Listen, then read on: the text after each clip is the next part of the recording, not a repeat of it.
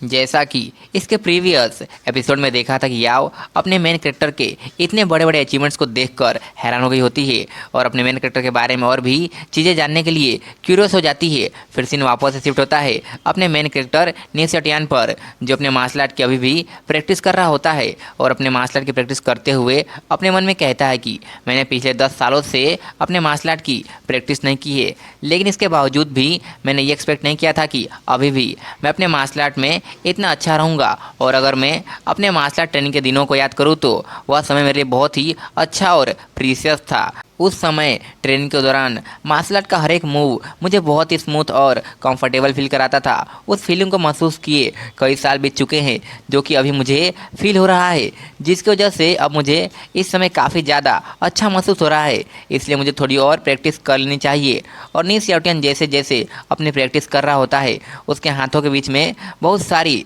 Spiritual energy इकट्ठा हो रही होती है। फिर नीसियोटियन अपने हाथों को ऊपर करता है, जिसकी वजह से सारी स्पिरिचुअल एनर्जी बादलों को चीरते हुए उसके अंदर चली जाती है, जिसकी वजह से उसके कुछ देर बाद में ही आसमान में से बहुत ही खतरनाक लाइटनिंग अपीयर होती है, जिसे देखकर अपने मेन कैरेक्टर के पैरों तले जमीन खिसक जाती है और वह डर की वजह से नीचे गिर जाता है। फिर ये पावरफुल लाइटनिंग एक पेड़ के ऊपर आकर गिरती है, जिसकी वजह से वह पेड़ पूरी तरह से जल जाता है। इस पेड़ की इस हालत को देखकर अपने मेन कैरेक्टर के होश उड़ जाते हैं। फिर वह सहमा सहमा कहता है कि इतना बड़ा पेड़ इस तरह से ख़त्म हो गया। यदि वह थंडर लाइटनिंग किसी पर्सन से हिट हो जाती तो वह पर्सन तुरंत ही वहीं पर राख में बदल जाता। इस थंडर लाइटनिंग को पेड़ को इस तरह से ख़त्म करते देखकर अपने मेन कैरेक्टर के दिमाग में मरने के लिए एक और आइडिया आता है, जिसकी वजह से वह ज़ोर ज़ोर से हंसते हुए कहता है कि जीवन कभी भी एक जगह पर नहीं रुकता है और आत्मविनाश की इच्छा बनी रहती है। अभी कुछ समय पहले डिनर के दौरान जब मैं ये सोच सोच कर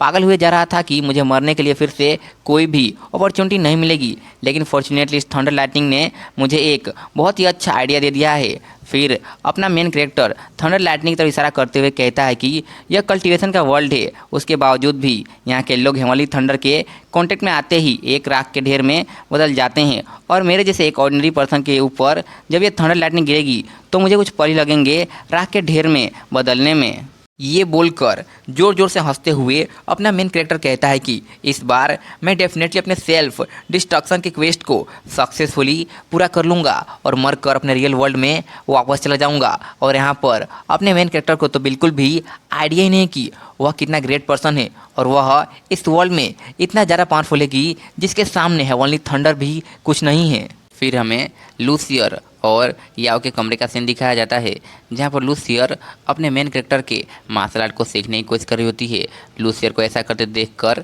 याओ से पूछती है, सिस्टर तुम क्या करने की कोशिश कर रही हो? जिस पर लूसियर कहती है, सिस्टर क्या आपने ये नहीं कहा था कि ब्रदर नीसियोटियन के मार्शल आर्ट में कुछ हिडन नॉलेज छिपे हुए हैं जो आपको ब्रेक थ्रू करने में आपकी हेल्प कर सकते हैं? इसलिए मैं ब्रदर नीसियोटियन के मार्शल आर्ट को सीखने की कोशिश कर रही हूँ ताकि मैं आपको ब्रेक थ्रू करने में हेल्प कर सकूँ। लूसियर को अपनी इतनी फिक्र करते देखकर याओ खुश हो जाती है और लूसियर को बहुत ही प्यार से अपने पास बुलाती है और लूसियर के सिर को सहलाते हुए उसे कहती है कि सिस्टर ब्रदर नीसियोटियन की स्ट्रेंथ इतनी सिंपल नहीं है जितना कि हम लोग सोचते हैं। और जहाँ तक मार्शल आर्ट की बात है, मार्शल आर्ट का नॉलेज कुछ ऐसा है जिसे केवल वही लोग परफॉर्म कर सकते हैं जो उसे बहुत ही गहराई से समझते हैं। और तुम्हारी कल्टीवेशन अभी बहुत ही वीक है, इसलिए ऐसा हो सकता है कि तुम इसे अभी ना समझ पाओ। याओ की ऐसी बातों को सुनकर लूसियर उदास हो जाती है और कहती है कि तो क्या सिस्टर मैं आपकी हेल्प नहीं कर सकती हूँ? लूसियर को इस तरह से उदास होते देखकर याओ कहती है कि सिस्टर तुम्हें उदास होने की कोई ज़रूरत नहीं है,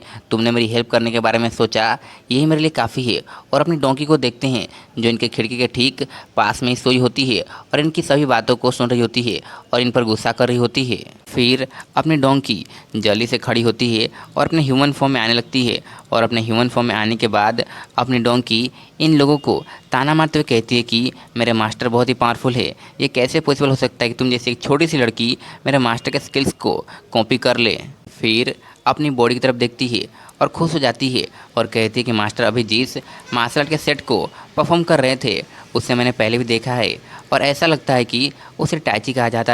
है ना? और वह देखने में बहुत ही स्लो और आरामदायक लगता है, लेकिन जब उसे परफॉर्म किया जाता है तो ऐसा फील होता है जैसे कि हम हेवन में जा चुके हैं और वह हमें बहुत ही रिलैक्स फील कराता है। ये सब कहने के बाद अपनी डोंकी यहाँ से दौड़कर जाते हुए कहती है कि अपने मास्टर को मार्शल आर्ट की प्रैक्टिस करते हुए देखने के बाद अब मेरे बॉडी में भी बहुत ही खुजली हो रही है, इसलिए मुझे जल्दी से जाकर एक अच्छे से जगह को ढूंढने की ज़रूरत है ताकि मैं अपने मार्शल आर्ट की प्रैक्टिस कर सकूं। ये कहने के बाद अपनी डोंकी एक माउंटेन के क्लिफ पर आ जाती है और शांति से खड़ी हो जाती है ताकि वह अपने एमसी के मार्शल आर्ट को प्रैक्टिस कर सके। और अपनी डोंकी के पीछे अपने एमसी के एक बहुत ही बड़े स्पिरिचुअल बॉडी को दिखाया जाता है। फिर अपनी डोंकी अपने एमसी के मार्शल आर्ट को प्रैक्टिस करना शुरू करती है और अपने एमसी के मार्शल आर्ट को प्रैक्टिस करते समय वो कह रही होती है कि शून्य जीवन को जन्म देता है और जीवन एक महान रास्ते को जन्म देता है और एक महान रास्ता एक महान क्यूआई को जन्म देता है और क्यूआई इन और यांग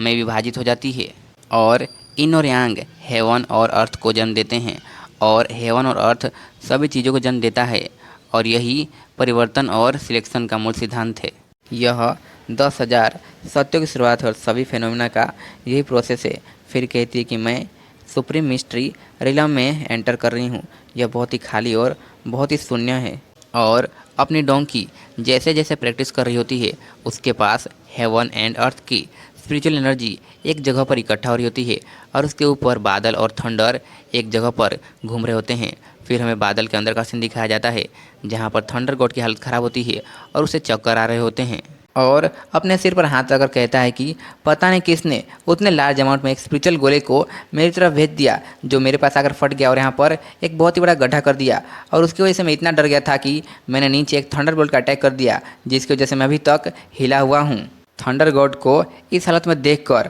वहाँ का बादल थंडर गॉड को नीचे देखने के लिए इशारा करता है जिस पर थंडर गॉड उससे पूछता है कि क्या तुम ये कह रहे हो कि नीचे कुछ है। फिर थंडर गॉड नीचे देखता है जहाँ पर अपनी डोंकी होती है जिसके पास बहुत ही ह्यूज अमाउंट में स्पिरिचुअल एनर्जी इकट्ठा हो रही होती है जिसे देखकर थंडर गॉड गुस्से में आ जाता है और कहता है कि एक डोंकी जो ह्यूमन फॉर्म ले सकती है, मुझे इसके बारे में पता कैसे नहीं चला। क्या इसने थंडर ट्यूबलेशन से बचने के लिए अपने भाग्य को ब्लॉक कर दिया था। इसी के साथ ये वीडियो यहीं पर एंड होता है। आई होप यू गाइस आप सभी को ये वीडियो पसंद आई हो। अगर पसंद आई तो प्लीज़ लाइक सब्सक्राइब और कमेंट कीजिए और इस वीडियो को अपने फ्रेंड्स को भी शेयर कीजिए और प्लीज़ जाकर मेरे टेलीग्राम को ज्वाइन कर लीजिए जिससे आपको न्यू न्यू अपडेट्स जल्दी जल्दी मिल सके और इसका लिंक डिस्क्रिप्शन में दिया हुआ है, सो प्लीज़ जाकर इसे ज्वाइन कीजिए।